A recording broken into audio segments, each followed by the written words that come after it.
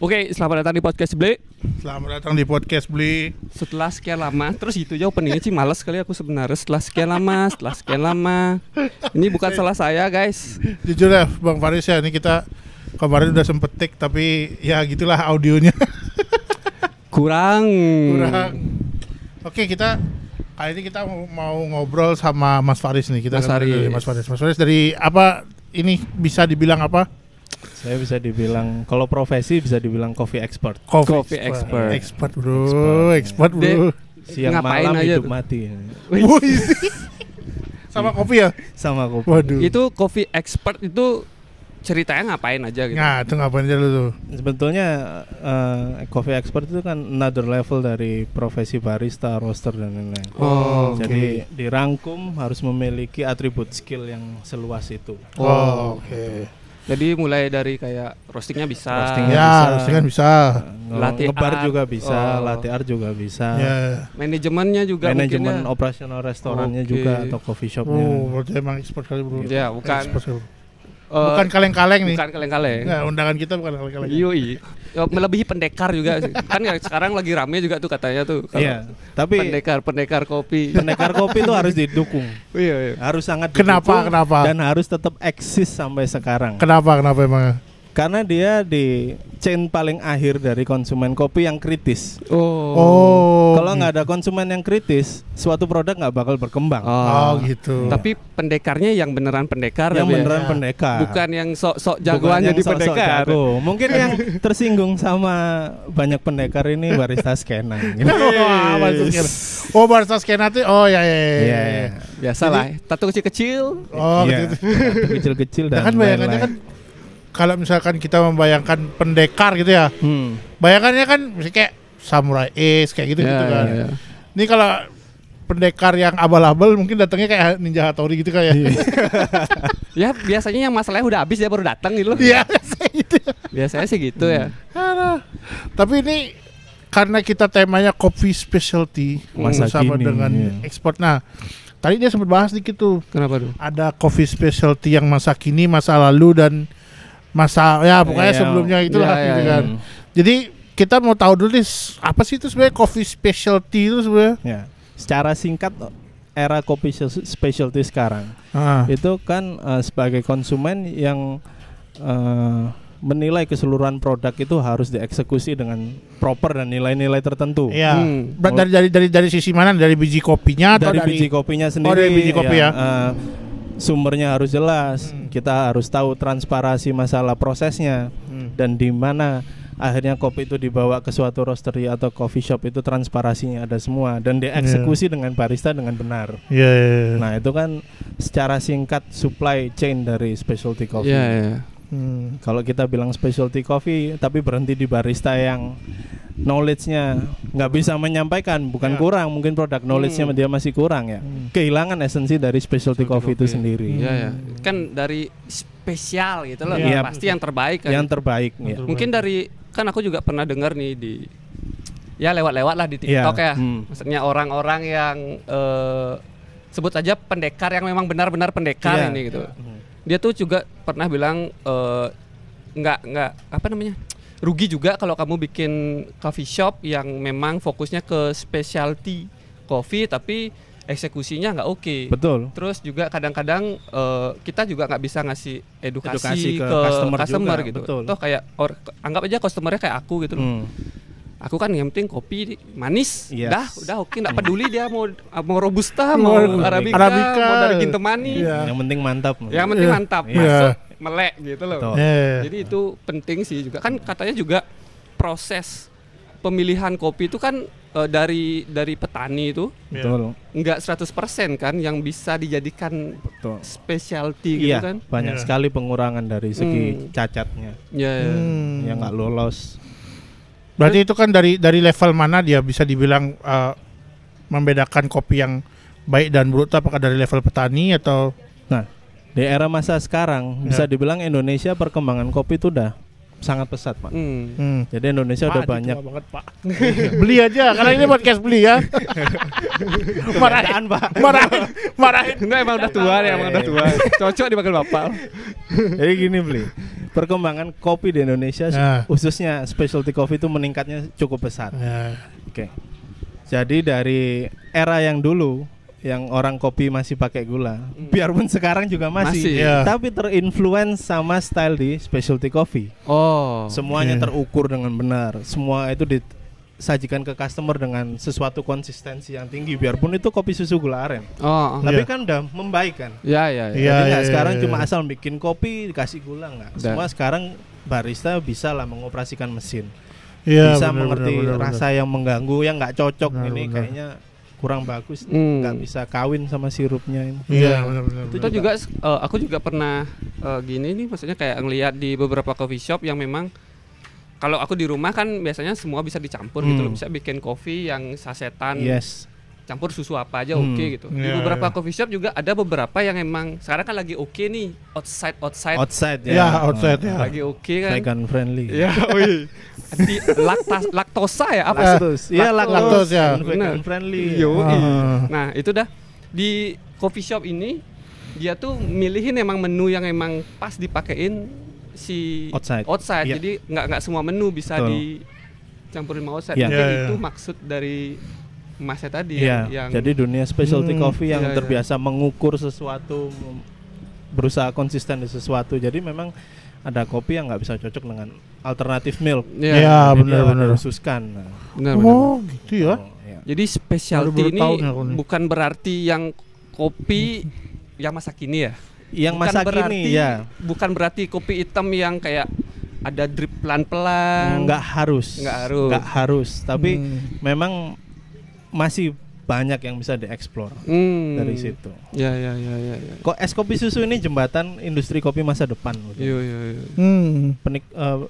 Peminum kopi udah lumayan tinggi loh sekarang. Kayak dulu. Dulu yang dianggap ngopi sore-sore duduk di teras, bapak-bapak. Sekarang goreng. Sekarang kan nggak, anak skena juga. Ngopi sore-sore. Minimal duduk. Vincent kaki disilang. Duduk Vincent bang. Tapi bener loh, dari kopi ini semua sektor perekonomian tuh jalan. Betul. Iya, benar banget. Mulai dari makanan-makanan masuk. Salah satu contoh ini deh, beberapa tempat skena kopi ya, di dekat-dekat dari tempat ngopi itu pasti ada yang namanya kayak tempat makan atau tempat nyemil. Kayak ada cimol itu laku loh. Maksudnya di kafenya pun sendiri tuh itu dah makanan ringan. Itu kalau itu udah pasti itu naik. Yang nempel fashion pun kena. Jadi interior kena. Orang berlomba pakai outfit juga. Iya benar. Mana ada yang mau gembel sekarang? Bayangin coba ya, tempat serame Jenar yang isinya asap vape atau asap ini kan, asap rokok kan, fashionnya wah banget tuh ya kan. Iya, terus udah gitu yang sebising dan segelap Imaji Coffee. Orang masih pakai fashion itu masih di pinggir pantai. Kalau itu kan di pinggir pantai kan, kalau ini kan yang di pinggir jalan itu loh. Itu kan lebih ini lagi ya. Tapi sebelum lanjut kita harus bisa bilang terima kasih dulu kepada Johan Marin. Johan Marin Coffee. Karena sudah memberikan tempat untuk kita buat podcast ya. Mungkin selanjutnya kita bakal terus-terusan di sini ya. Kalau misalnya oke lah. Ya benar ya. Ya pasti. Buat teman-teman mungkin kalau mau nonton podcast live juga bisa kesini ya. Benar. Ke depannya. Iya. Oke, kita langsung masuk ke kopi lagi nih. Kalau bisa dibilang kan tadi ada coffee specialty itu dari pemilihan bijinya, dari pemilihan susunya juga. Makanya tadi tuh aku berpikir kalau kayak pas dia bilang susu outside dan segala macam itu nggak cocok dengan beberapa jenis biji kopi gitu loh. Tapi sebenarnya cocok nggak sih? Apakah specialty kopi itu kan kopinya udah dibikin sedemikian rupa ya. Nah, kalau kopi sasetan yang ada di semua minimarket lah ya gitu. Apakah dia adalah kopi yang umum atau enggak? Karena ada beberapa kali ini misalkan kayak zaman dulu ada yang kopi dalgona tuh loh. Semua orang pada bikin kopi dalgona kan. Ada yang suruh pakai, saya nyebut merek misalnya kayak pakai Nescafe. ada dia pakai kopi lain tuh malah justru nggak bisa gitu. Ya. Aku baru keinget tuh yang tadi. Nah, apakah kopi yang ada di minimarket itu adalah kopi yang sangat umum digunakan dan itu jenis kopi yang kayak gimana sih gitu? Sebenarnya kopi apa yang dipakai di industri kopi instan itu bukan kopi specialty karena penyerapan kopi mereka tanpa kriteria. Jadi kopi dari seluruh negara, seluruh proses, seluruh grade biarpun grade-nya ada masih kurang bersih lah mereka masuk tetap. Karena diolah sedemikian rupa biar menghasilkan rasa yang sama. Iya. Itu kan kopi yang zaman dulu. Karena peminumnya pun cukup tahu rasa kopi itu pahit. Gak bisa dikawinkan dengan banyak ingredient. Benar.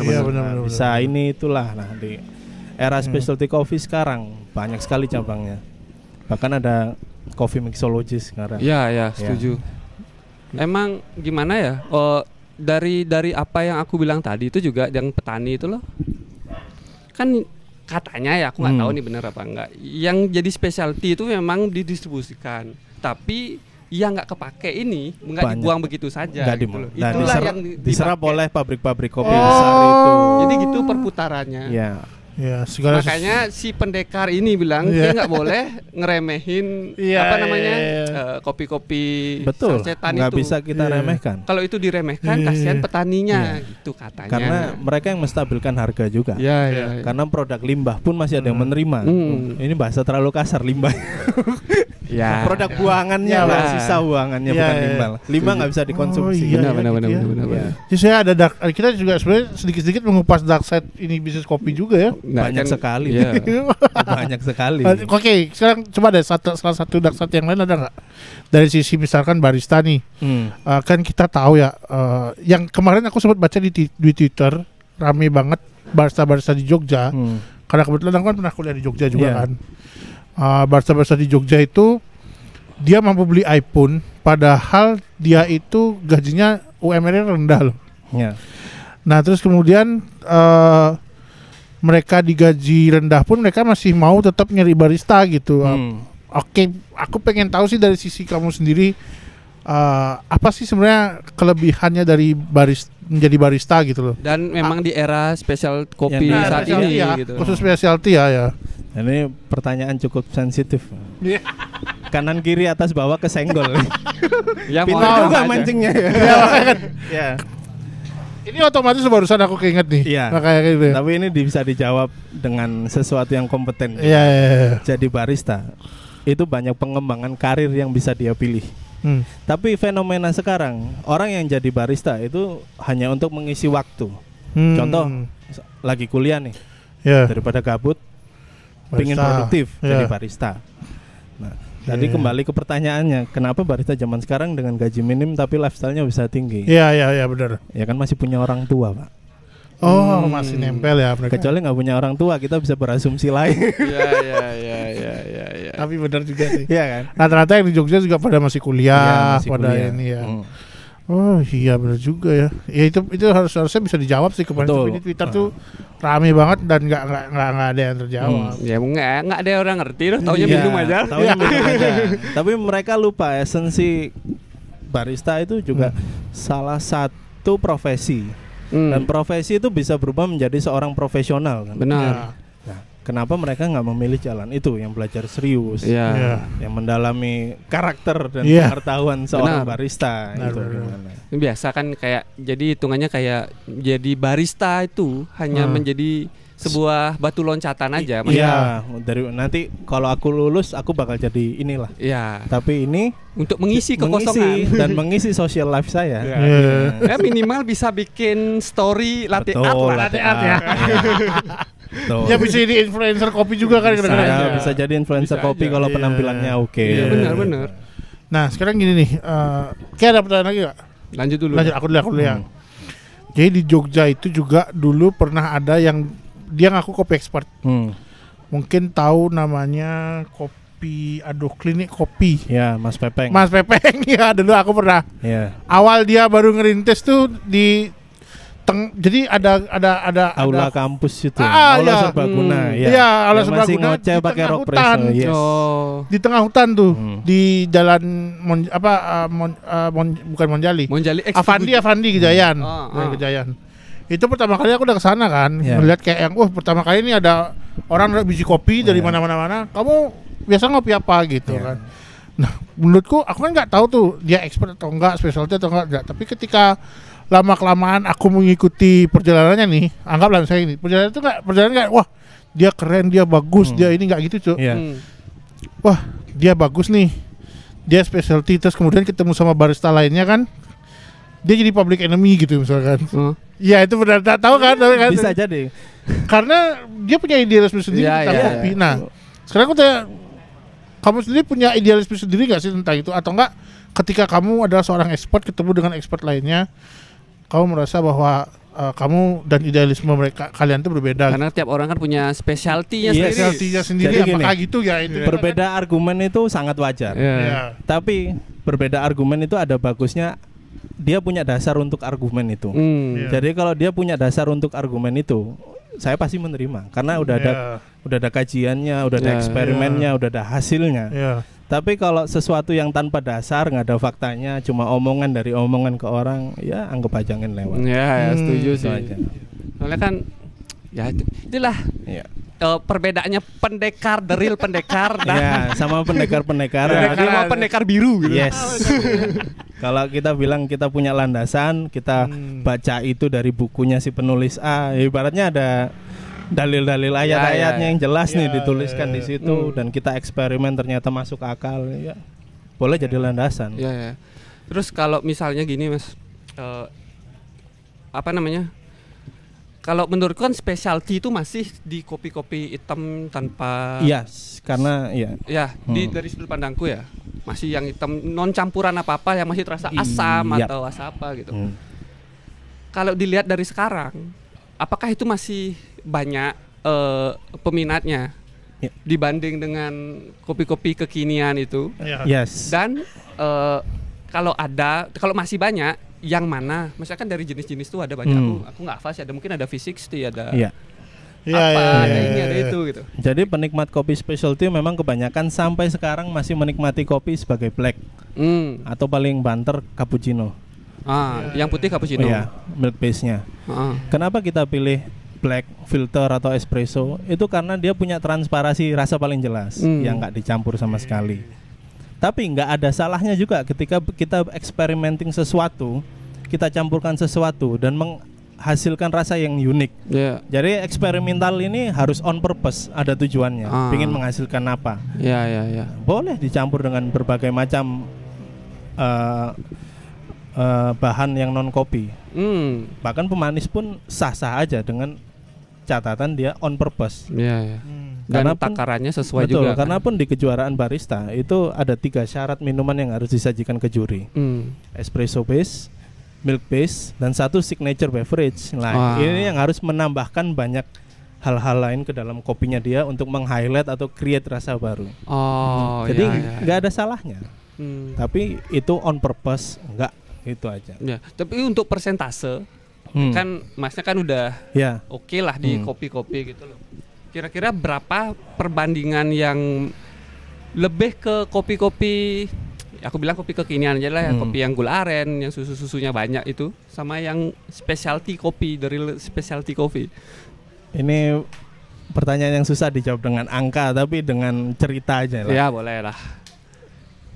Di 5 tahun yang lalu orang yang menikmati filter coffee masih sedikit dan menganggap itu wah mahal nih, segelas bisa berapa puluh ribu sampai ratusan ribu. Tapi sekarang di tahun 2023 ini, kalau kita ke event kopi, kita ngelihat kopi 1 pack 1 juta itu hal yang lumrah dibanding yang dulu. Padahal nilai inflasi ya masih sama-sama aja kan, nggak jauh kan. Berarti orang semakin melek. Ternyata kopi yang mahal itu memang ada harganya dan layak untuk dibeli seperti itu. Gitu. Jadi kalau ditarik kesimpulan, mungkin peminum kopi yang masih puris ini di Indonesia mungkin sekitar 20%. 20% ya. 80%-nya cukup meminum kopi dengan apa yang disajikan sesuai seleranya dia aja. Dan itu tetap nggak salah sih. Dan kalau misalnya yang tadi Masnya bilang tuh yang kayak mencampurkan tuh aku juga sempat lihat sih akhir-akhir ini lagi rame juga. Betul. Yang kopi dicampur sama guava gitu kan. Itu kan masih hitam dia, cuma ada rasa guavanya gitu loh. Cuma aku enggak pernah nyoba sih. Iya, banyak kopi yang dicampur. Nah, aneh itu ketika kita menyajikan itu nggak ada tujuannya. Tapi kalau ada tujuannya kayak ini pengen ngangkat kelemahan dari kopi ini, nggak punya rasa yang kayak gini, tapi kita tambahkan bahan ini jadi lebih kerasa ini dan lebih kerasa nyaman, ya nggak ada salahnya. Oke. Berat juga sebenarnya. Berat juga. Tapi di luar sana konten itu banyak yang juga dicampurkan banyak sirup, itu kan jadinya gula yang dikopiin. Iya, benar. Jadi tolonglah influencer ini lakukan sesuatu yang benar. Tapi dia nggak tahu, aku kan sukanya ini gitu. Iya, kasihan lambung lah, bikin lambung lah. Kasihan gula darah. Oke, ini 2 pertanyaan terakhir tapi dari aku sendiri. Entah nih specialty atau enggak ya, atau enggak bapakku adalah seorang purist ya, tapi aku mau tanya nih, bapak itu suka kopi Bali yang cap kupu-kupu bola dunia nih. Yes. Oke, itu adalah kopi yang biasa kan, kopi biasa aja kan. Nah, dia itu cara minumnya tuh aneh, bapakku. Gimana? Dikasih gula, minum kopi dikasih gula, satu muk besar nih. Begitu besok pagi masih sisa, dia tambahin air hangat doang. Dan itu kopinya masih enak. Nah, itu aku nggak ngerti. Wah, ini itu apakah purist atau itu gini tuh lebih ke ngirit ya. Lebih ke ngirit. Bukan purist. Oke, Dan, terima kasih. Kan itu terlalu berbahaya sebenarnya. Bisa jadi, nah, tapi harus tanya ke dokter. Maksudnya dari logika kopinya aja. Sekarang kopi itu berapa lama sih bisa benar. Gitu loh. Aku mau nanya itu lagi. Lupa. Kopi itu ada baiknya disajikan, tergantung jenis minumannya. Tapi kalau kopi hitam rekomendasinya di finish itu mungkin 30 menit lah. 30 menit udah harus habis. Di atas itu udah yang bikin dia nggak oke itu apakah dari segi rasa atau sisanya udah jadi ampas gitu kan harusnya kan? Dari sisi kimia beracun. Kalaupun barang sianida yang sampai nginep itu pasti ada mikroorganisme dan jamur yang tumbuh, Pak. Pasti, setuju sih. Nah, maksudnya kalau setelah kita 30 menit itu loh. Saintis kalau 30 menit ya batas wajar lah. Aku kayak rasa masih optimal gitu loh. Nah, tak sambung dia. Sekarang kan banyak nih lagi kopi yang botol-botol itu loh. Dari kopi A, kopi B, kopi C udah banyak lah sekarang. Bahkan ada coffee shop sendiri yang emang jual kopi botolan yang dia tinggal ngasih es aja gitu. Nah, itu tuh apakah gimana tuh? Apakah kan itu kan lama tuh diam di dalam setelah diseduh. Gimana? Menurut Masnya itu gimana? Dari sisi penjual harus ngerti kapan produk ini best konsumnya. Apalagi kalau kandungannya ada beberapa bahan fresh yang memang bisa berubah senyawanya. Contoh fresh milk. Kalau penyimpanan kita jelek, dia kan mikroorganisme itu cepat tumbuh dalam fresh milk itu. Dia bahkan berubah jadi senyawa yang lain. Nah, itu coffee shop harus tahu sih gimana cara. Tapi menurut Mas yang emang udah sering jalan di kopi itu masih oke. Kalau saya selalu minum mending yang fresh sih. Kalau botolan Indomaret aja, jelas ada pengawetnya. Yang kayak Kopiko gitu-gitu ya. Jelas ada pengawetnya. Dan BPOM bertanggung jawab terhadap pengawet yang ada di situ. Tapi kalau yang dibuat coffee shop, secara jujur kita nggak tahu controllingnya gimana. Apa istilahnya apa cold brew ya? Cold brew, kalau cold brew kopi itu masih oke lah. Tapi kalau ada senyawa kayak susu, ditambah gula. Gula ini makanan untuk fermentasi. Susu berpotensi fermentasi. Jadi isinya kopimu si Lactobacillus protectus. Bisa jadi ya. Kita nggak tahu senyawa yang musik itu. Tapi yang saya kenal beberapa coffee shop yang menyajikan ready to drink, mereka udah berpikiran gimana ini best konsumnya dan storage-nya mereka proper, jadi go for it. Cuma masih kalau secara prinsip masih bagus yang fresh. Kan beda-beda mungkin ya. Kecuali kita diburu apa harus cepet-cepet cabut. Kan ready to drink itu konsepnya untuk dibawa pergi, Pak. Bukan duduk di situ. Kembali ke esensinya aja sih.